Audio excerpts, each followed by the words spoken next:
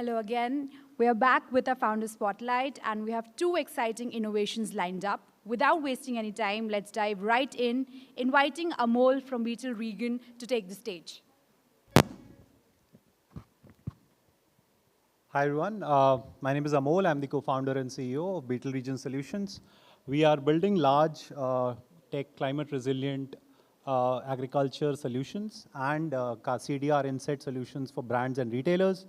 And we not just help brands purchase commodities which are regenerative and sustainable in nature, but also help them create and generate CDR insets for their mitigating emissions from within their own supply chains. So I'll quickly run you through my deck, and then we can get into a couple of questions. The problem statement is pretty clear. We are fighting global emissions, of which agriculture is a very, very big part. And we are trying to address those issues, but also from a sustainable supply chain perspective, we are looking to address some of these issues around smallholder producer systems, fragmented supply chains, the demand within the buyer ecosystem of FMCG and textile brands and retailers to intervene and to create solutions which are more sustainable in nature. So we are helping them address that gap by not just giving them access to sustainable commodities, but also insets from those commodities, CDR insets, which can help mitigate their emissions. We work with 125,000 plus farmers across more than 160,000 hectare area. We have access to more than 1 million farmers to scale some of the solutions that we have. And these are the array of services that we provide. We are building the first of its kind carbon neutral textile chain in MP globally, which will help us create solutions for these international global brands and retailers to again inset their emissions and make their large scale supply chains carbon neutral in nature. The three verticals across which we operate. For the brands, we have the sustainable raw material traceability solutions and the net zero sustainability consulting and project implementation that we do. And for farmers, we build their capacities around growing regenerative commodities, cotton, and some of the other FMCG agri-commodities, and obviously integrating all of that with gender equity and community development. That's a snapshot of what we have been doing. Profitable in nature, we did around 750,000 revenue last year across 70,000 plus regenerative farmers, and we have scaled this year to 125,000 plus farmers. We have also ventured into artisanal biochar, and we are setting up industrial biochar facilities this year, on the back of which we are creating these carbon insetting solutions, which will create these high quality, durable CDRs, which can cater to the needs of buyers and the FMCG brands and retailers that we work with. This is a snapshot of our partners, customers. We extensively work with some of the biggest apparel brands and retailers in the world.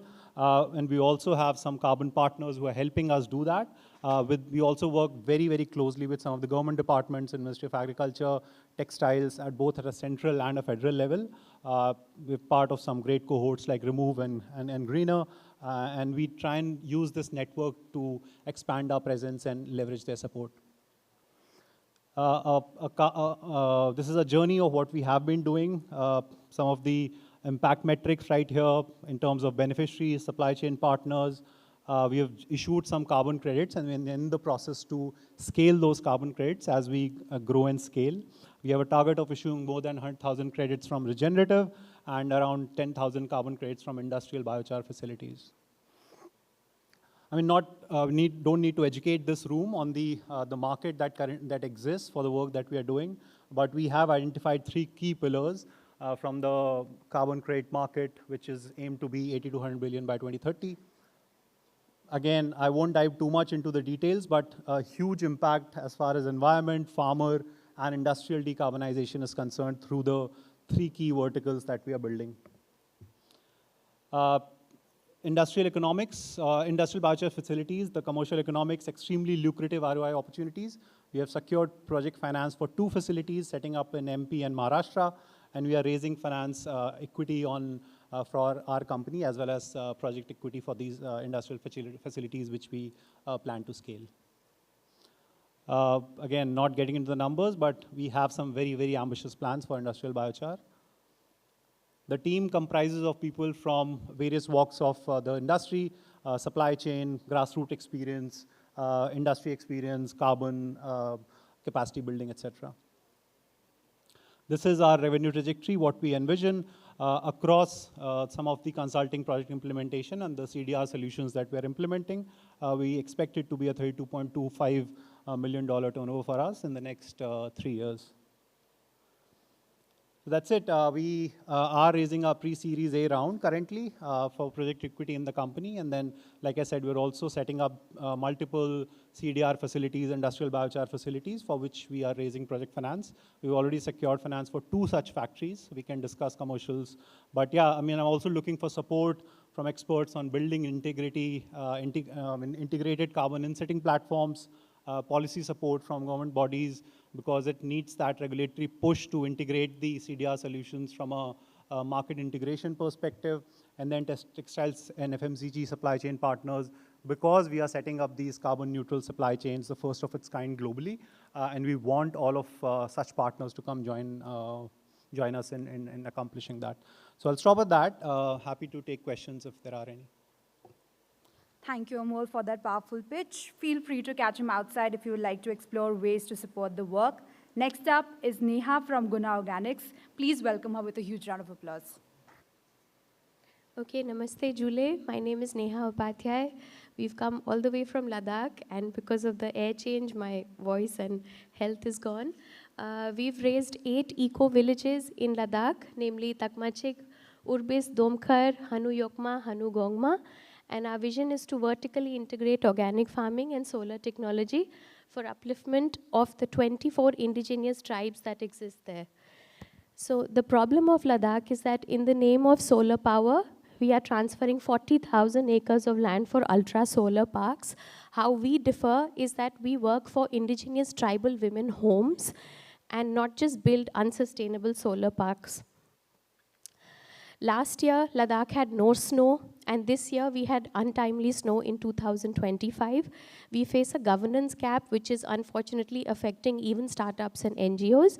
The denial of the 6th schedule, which is a tribal right given to tribes of Assam, Manipur, Mizoram, and Meghalaya, because of which it's impossible for outsiders to come and purchase land and do whatever they like.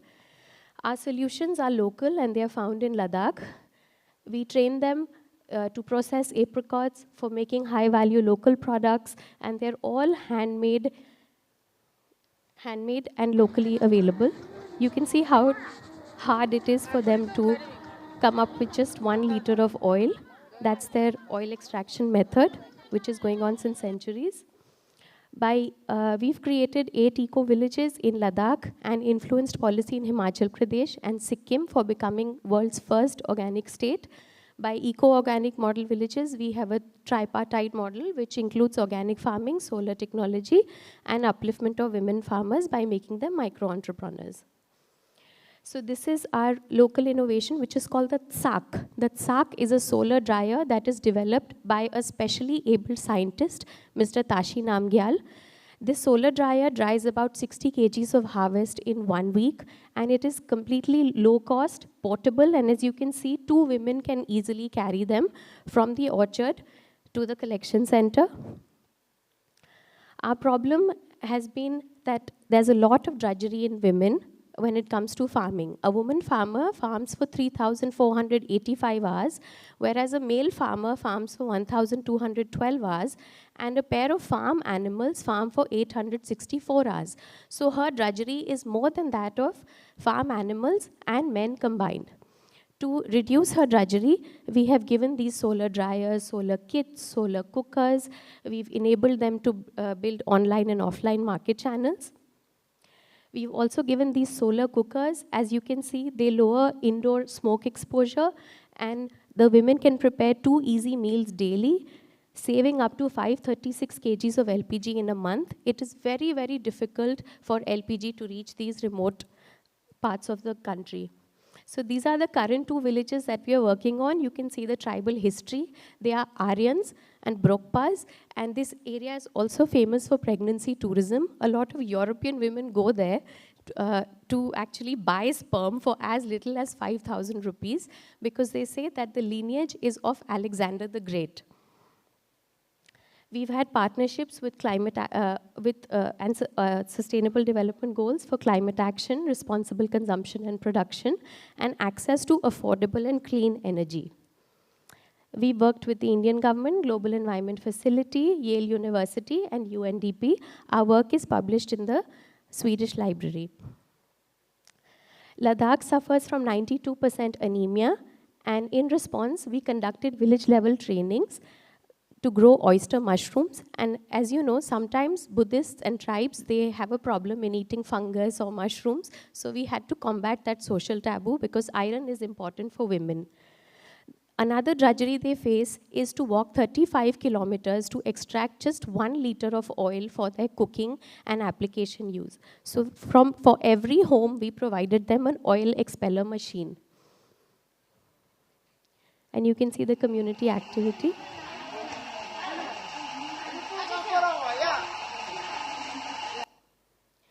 So this was our biggest impact. 27 घर था जी, अब आप तो उससे double triple मतलब 75 घर बन गया जी बढ़ते बढ़ते जी। तो आपको लगता है ये क्योंकि हमने इको विलेज बनाया, ऑर्गेनिक फार्मिंग किया, सोलर टेक्नोलॉजी से आपको सशक्त किया, तो इससे भी आमदनी बढ़ी और घर ज़्यादा बढ़े? जी हमने बहुत फायदा हुआ जी। आपने जो सोलर कुकर दे दिया, ये ड्रायर दिया और बल्ब दिए और इसके अलावा बहुत सारे इससे बहुत फायदा हुआ जी जमींदारों को। तो आप तकमाचिक अंकल पूरा मिसाल बनेगा पूरे देश के लिए? पूरे देश के लिए धीरे धीरे बन रहा जी जी। आगे भी मतलब। So with our interventions, we actually got a data from the state government that households increased from 27 to 75 households. And this was a great impact because a lot of women entrepreneurs face this. We are so busy working that we forget to sometimes monitor and evaluate the impact. So reverse migration in these times are very, very important. We envision a garbage-free and clean Ladakh, which is Tangda and Khimsa. And you'll be surprised to know that the apricot harvest is 18 to 20 metric quintal tons, and the waste collected every day is also 18 to 20 metric quintal tons. So we have to do something for waste management. I've been recognized by the Economic Times, NDTV, won many awards from Government of Sweden, British Council, IIT Delhi, IIM Calcutta, and we've impacted close to 3,200 farmers. Very recently, I spoke about the condition of our tribes at Stanford at the Environment Justice Conference, and with UC Berkeley, they are happy to have our work inculcated as the inner part of their master's program. I've had the opportunity to meet global leaders like King Charles, Lady Camilla, many domestic ministers as well, and I am very grateful to be part of Organic Sikkim. And last year, Niti Aayog titled us as the Eco-Village Lady of India. The principal economic advisor did a small survey, and she found that we built the maximum number of eco-villages in one region. So they started referring to me as Eco-Village Lady of India. And I would like to conclude by saying that in Kishtwar, Kashmir, we lost 100 Muslim men due to the floods. In Dharali, Uttarakhand, we lost a whole Hindu township. In Ladakh, due to untimely, slow, and political unrest, we lost 90 Buddhist men. So Mother Nature exists for all. Her anger and love is for all. And we must strive for communal harmony despite our personal setbacks. We have a booth here. Please come and visit us. We've got some products with great difficulty from Ladakh. Thank you so much.